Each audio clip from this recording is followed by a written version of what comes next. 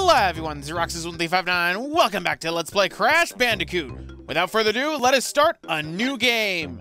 And after this loading screen takes a little while, because despite being digital it takes a while, we can start with our first level, Sanity Beach on Sanity Island. Oh, I get it. Yes, so I'm back to Crash Bandicoot 1. I'm back to my Achilles heel.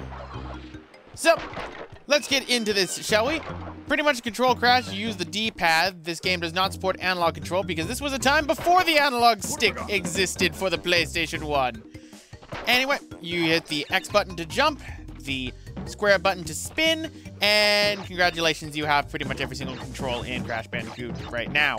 Yeah, Crash Bandicoot 1 wouldn't add such moves such as the ever so lovely and really needed slide until the second game. I really wish the slide was inside this game because believe me, some of these boxes are a pain to get to. Now, as before, grab all the boxes in a level, you'll end up basically getting the gem from that stage. Some stages you cannot get the gem until you get a specially colored gem, which will be available later on in the game.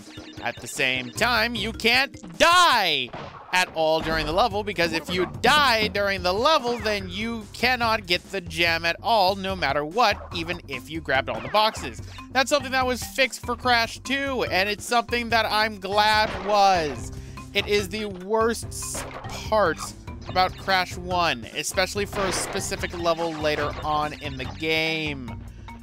Oh, I'm not looking forward to this. Now, one thing that I do not like about Crash 1, well, there's a lot of things I don't like about Crash 1 because for one, it feels very archaic. Crash doesn't feel as fluid as he would, oh god. Crash doesn't feel as fluid as he would in later games of the series because pretty much he feels like his jumps a lot heavier in this game in particular than in the later Crash Bandicoot games. And that's a change that really, for a lot of Crash Bandicoot, I'm gonna constantly harp on. Because, ladies and gentlemen, just to get this out of the way, I don't really recommend Crash 1 unless you're really a big Crash Bandicoot fan. But, either way, go through there, and without dying, getting all the boxes, we get a perfect and our first gem. Each gem will give you exactly 1%, so grab a lot of them. As you can see, there is another file right here. That is my practice file, and as you can see, it's not 100% yet. That's because I'm not done with it yet. Now, one thing that looks odd is it looks very dark on my TV, so I hope it doesn't seem too dark for the recording anywhere else. But let's go on to our second stage, Jungle Rollers. Jungle Rollers is one of the stages in which we actually need a colored gem in order to get the actual gem for the game, for the stage. So unfortunately, we're not going to be grabbing all the boxes. That being said, we're going to grab our third Aku Aku mask. To explain it right now for those who've never played Crash Bandicoot, the little floating mask right next to us is known as Aku Aku. He pretty much counts as your sparks for this game. Pretty much each time you get hit, you would lose one of your Aku Aku masks. They stack up to 3. When you get your first one, it's the same as what the box sprite is, which is pretty much, you know, different colored feathers. When you stack 2, you get the gold and shiny Aku Aku mask and can afford 2 hits. And when you get 3, you can jam out as you're invincible, except for falling down pits. That is always going to kill you, ladies and gentlemen, so don't go jumping down pits. Pretty much, while you're invincible, you gain a slight speed increase. Nothing can hurt you. You still can go through your damaging animation, though, so watch out for that. It doesn't last forever, and when it does, you'll end up knowing because the music is stopped. Now, you might have noticed that we picked up a little token of that female Bandicoot from the beginning of the game in the first cutscene. That is a Tawna token. Tawna tokens will unlock special stages, which is your only means of saving normally in this game, unless you grab a gem or a key. There are 3 inside certain stages, and once you grab all 3, you will be warped instantly to a bonus stage. Yes, this game is very archaic, which is why it still has a password system inside it. There's a password system in case you don't have a memory card, which a lot of people come the launch of the PlayStation 1 actually did not. So this kind of makes sense. In later Crash Bandicoot games, there was a save room that was added, and thank goodness for that. But here's our third Tana token, so let's go to our first bonus round. Please note, you can die in these bonus rounds, and if you die in these bonus rounds, you don't lose a life. Instead, you end up losing the ability to save, and you'll have to come back into the stage in order to be able to grab the Tana tokens again to save, because these actually count towards 100% too! Oh yes, these do, ladies and gentlemen. These totally do. So, there we go. 3% done. Go through it there, and then you can just simply update your save, or you can show password. I'm going to update the save because I am not going to be using passwords for the life of me. I have the ability to make memory cards. I am going to use them. Anyway, if you end up dying inside of a bonus round, you don't need to worry if you're trying to go for a gem inside that stage, because dying in a bonus round does not disqualify you from a gem. And the same can be said for the two other types of bonus rounds that are in this game. One is mandatory, one is just a gauntlet for lives, which is what I'm not going to be doing. And thank goodness I found out that it's not for 100%. But there we go. Even though we ended up finishing the level, though, we did great, but we missed 3 boxes. We needed the green gem in order to get those, which we'll be getting a little bit later in the game, believe me. Oh, believe me. But now onto the Great Gate, another level that requires a colored gem, so we cannot get the gem for this stage either. That's just perfect. All right, so, boop, and break that. And here's what the gimmick of the Great Gate is. We're gonna be climbing up the Great Gate. Right, and there we go, managed to grab it. Now you can use these turtles right here. For the longest time I've been spinning them, but if you end up jumping on them, you can use them as a trampoline, actually. Makeshift trampoline. You're gonna need that in order to get some of the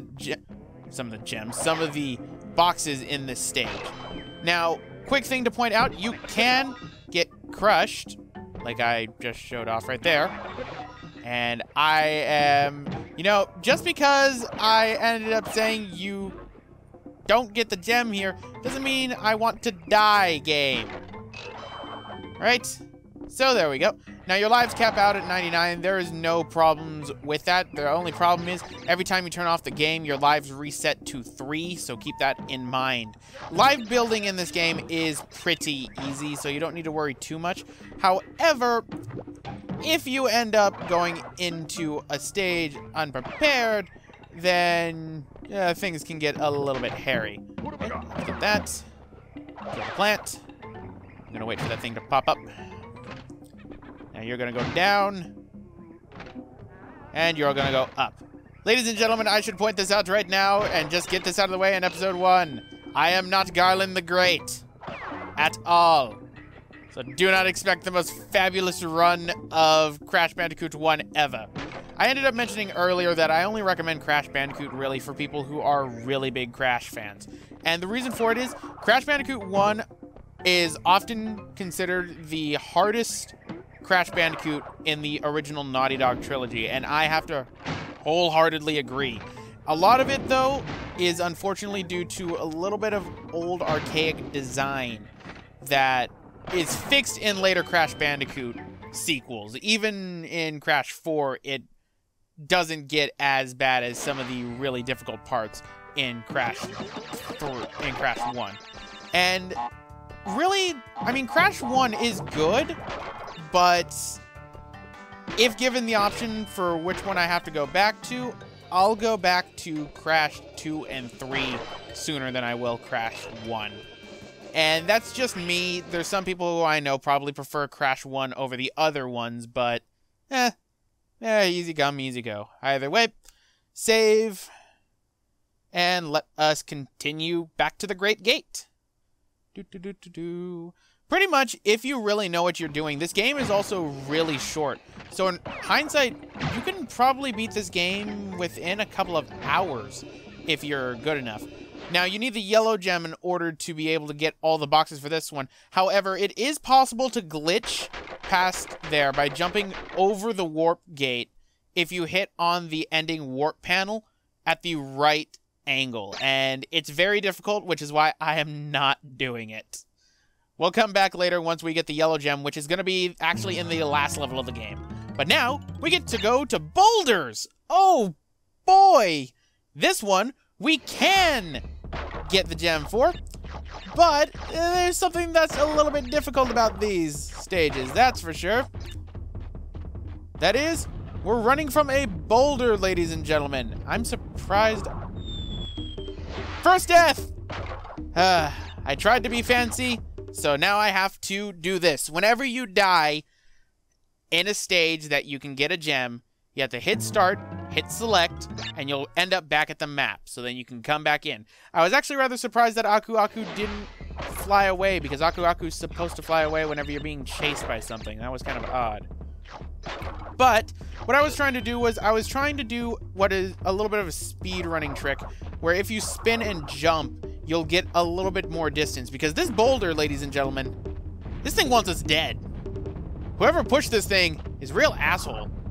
And honestly, these boulders in these stages in general, because there's 2 of them, is pretty difficult to get away from, I find. That's why I usually end up dying in these stages a lot. There are certain stages I know that I die a lot more in. Anyway, jump over the barriers, otherwise you'll end up getting crushed. And make sure you hit the boxes, because if you don't, you're still not getting the gem, because the boulder won't crush them, unlike in later Crash Bandicoot games, where whatever is chasing you has a chance of breaking the boxes that are on the path. Alright, so let's keep going. Now let's grab that box. Grab that box. I can't see. It's a good thing there's no thing there. Okay, you're getting a little close there, buddy. Getting a little close there. I don't like that. I'm out of here. Leave me alone. That takes care of that. And another perfect, which means we will get ourselves our second gem. All right, so let us save yet again. So far, 3 levels out of 32. That is including the 2 hidden levels that are inside the game that will require those keys. Now, to grab those keys, we're going to have to get another type of bonus room later on, but we'll be getting to that later. But anyway, guys, I'm actually going to end it off right here. This has been Roxas1359. Next time, we're going upstream to grab ourselves some more boxes, more gems, and get our way back to Dr. Cortex. See you guys next time.